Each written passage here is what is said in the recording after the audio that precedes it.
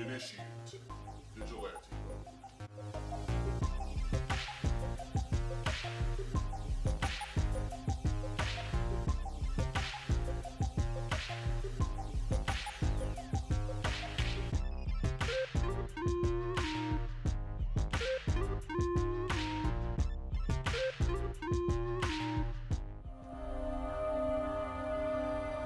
Jim, whatever I do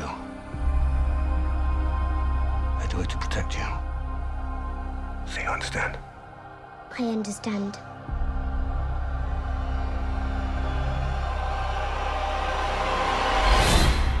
Guys, alright, happy Star Wars week. It's not May the 4th, it's middle of December, but it seems that this has become Star Wars' new home. Nonetheless, I got a chance to see Rogue One last night. I want to assure you that this review will be the non-spoiler review.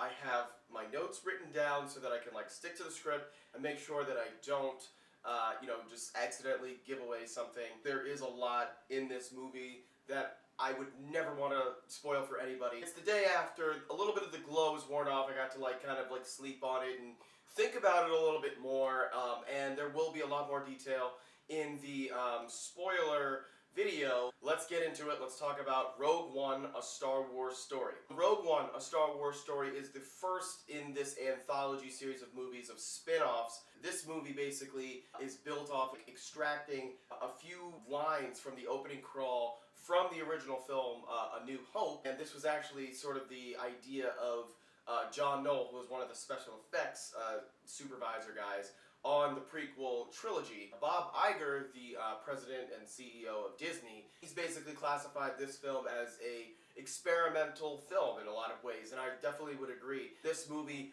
breaks the mold of a lot of the traditional Star Wars sort of format and even content within the movie. The movie centers around Jyn Erso and her father, who is one of the primary engineers of the Death Star. It's definitely one of the darkest films in the saga. Episode 5, Empire Strikes Back, Episode 3, Revenge of the Sith, definitely probably the darkest films in the series. The movie's rated PG-13, and it certainly earned that PG-13 rating. I mean, a few more scenes of violence or whatever, and this could have easily been a rated R movie. The warfare sequences were so intense and realistic. I really did appreciate that some of the movies are more kid-friendly, and that's great. And I think it's just really cool how there's kind of like a Star Wars movie now more for adults. It creates a really cool sense of variety, I think, within the universe itself, which is one of the benefits, I think, of getting different directors to put their own stamp on the franchise. So we have Gareth Edwards here directing this film. He directed Godzilla. I had a lot of problems with that movie. I'd say it's probably the most unique among all of the Star Wars films. I felt like this movie really started off with a bang, but the first act for me was just a little bit wonky. I felt like there was some pacing problems, there was some transition problems. I felt like I was kind of being jerked around and jumping all over the place from planet to planet, from character to character. It was a little too fast, and I felt like I needed a little bit of a moment or two to just sort of let some of that information settle in, because there were some details and beats that I just wasn't really clear on until we got a little further into the film. There is one character that I really disliked, strongly disliked this character. I'm not going to say who, but I was not feeling him at all.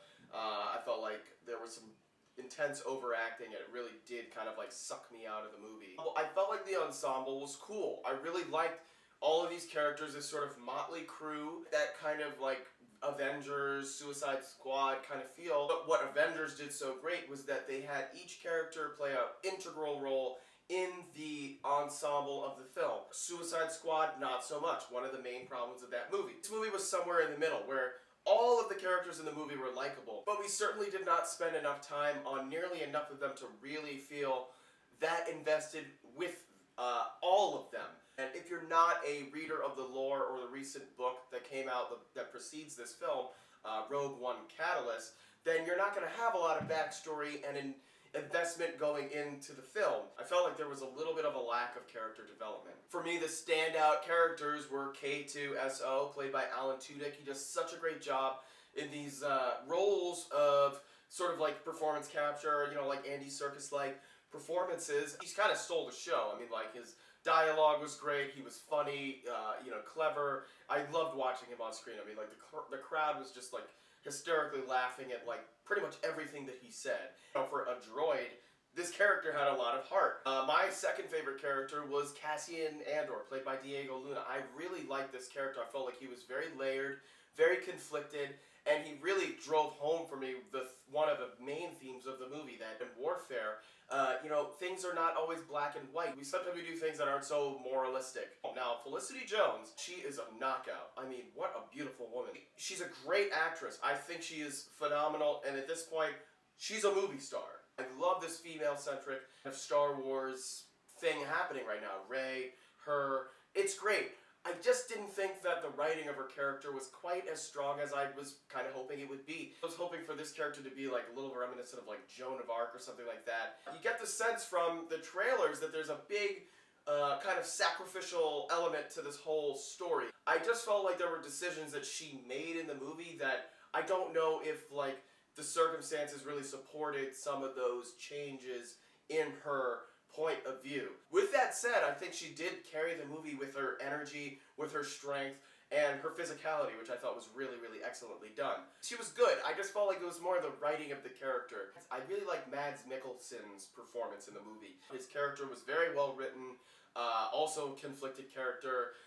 There's more to him than meets the eye. Donnie Yen also gets a shout out. I thought he was great, but he's one of the characters that I thought could have had a lot more character development. Needless to say, he's a total badass. I really liked this Orson Krennic guy. Ben Mendelsohn, I think he's just such a magnetic actor. I mean, I like his like lisp. He has this kind of smarmy attitude, and I really thought it kind of was good in the movie. I maybe wish that there was like a few more scenes or something. Perhaps just a few more moments that weren't overshadowed by other characters that he interacts with, which I will talk about in the spoiler video. I thought he was believable as a kind of over-the-top villain, but still grounded. Clearly, there are cameos and Easter eggs in this movie. If you're like a huge fan that watches like the animated series and like reads the books, you're gonna catch some things that like will just bring a smile to your face. For like the more casual fan, there's definitely some great callbacks to the original films.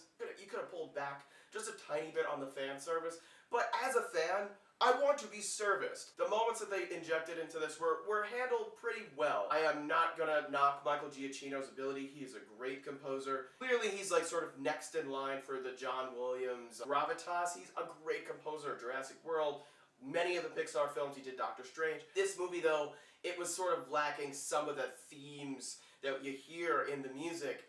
The scores of the other 6 films or 7 films, it's really a character in the movie itself, and it was kind of not really there. Visually and aesthetically, I think this movie was phenomenal. There are some great shots in this movie, like incredible spectacle. Seeing this in IMAX 3D, it's the way to see this movie, for sure. It was more reminiscent of the original films with that kind of like used, kind of dirty, futuristic feel where not everything is like glossy and polished like it was in the prequels. Cool, practical effects work was done here for sure, absolutely. I don't have a single gripe about the action in this movie.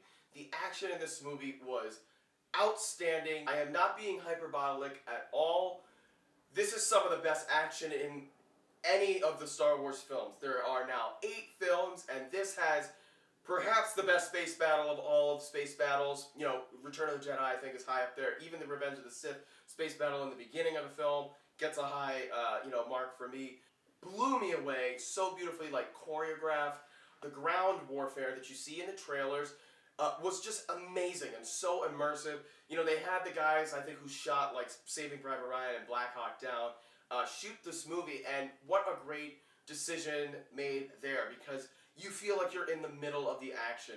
And it was so gritty and realistic. I really appreciated that they took it to that level. It did remind me of, like, the ground battle on Hoth, which I think is one of the best ground battles in the Star Wars saga. But this one was, again, it's gotta be up there with, like, the best of the franchise's battle sequences, for sure. I am a huge Star Wars fan, clearly, but it's one of the movies that got me into filmmaking and acting and all of it in the first place. Probably the first time that I saw a film that I wanted to be in. I wanted to be in that movie. And this movie kind of like takes me back to that feeling. Force Awakens did the exact same thing. So much fun. Even though this one is like a lot darker, I still had a great deal of fun in the movie. Despite those pacing problems at the beginning, a few missteps here and there with like some character development and progression. I can't really say that this is a bad movie at all. I mean, I feel like you could get really, really nitpicky with a movie like this because there's so many expectations, and I still have a lot of, thoughts about it, and like, why didn't they do this? Why didn't they do that? But it doesn't take away from the ingenuity of this filmmaker, Gareth Edwards, and Kathleen Kennedy, and Bob Iger, and everybody at Lucasfilm who was really trying to create Star Wars movies for the next generation. I am so happy to be a Star Wars fan right now, legitimizing a lot of people's fandom. I think a lot of people were disappointed with the prequels. I appreciate them for what they are. I was sitting next to a couple of kids, actually knocked over this kid's popcorn. I had to buy him another one, which was no problem because it was totally my bad. That kid seemed like he was just like having so much fun. I've gone a little backwards and forwards with my grade, but I mean, it gets me so excited to talk about it. And it's a movie I can't wait to see again. If it wasn't snowing outside, I'd probably be in the theater right now. But I had to pop in episode 4 because this movie really lines up well with episode 4. So despite those couple of nitpicks and gripes, I am going to give this movie an A-, okay? I was actually teetering on B+, but the movie's last act, the third act of this movie, really drives it home. It is a marathon till the end, and it pays off. The movie was exciting, and I can't wait to see it again. So that's my review of Rogue One, A Star Wars Story. Did you see it? What did you guys think about it? Please leave a comment below. Clearly, as you can see, I have a new logo. I am so happy that it got done. I got this work done off of this website right here. I would highly recommend it. Cost effective, and I got exactly what I wanted. So I would highly recommend this service for anybody out there who needs artwork done, illustrations done, any kind of logo work. We have a Patreon now. I will link you to that also in the description, and here's the URL for that. I am accepting donations for buying and financing some equipment that's basically helping to run the company. It could be as little as $1. It could be as much as $100 if you feel that invested. But it's only going to bring more content to you. More videos, more short films, different formats. Please support the page, and there are perks for you. And now that there's a logo, now I can finally get to the kind of merchandise part of it, which I'm really excited about. Rogue One, A Star Wars Story. Check it out. Thank you guys so much for watching. Please like, share, and subscribe to Vigilante Mode Reviews. And until next time. And the Force. May my family.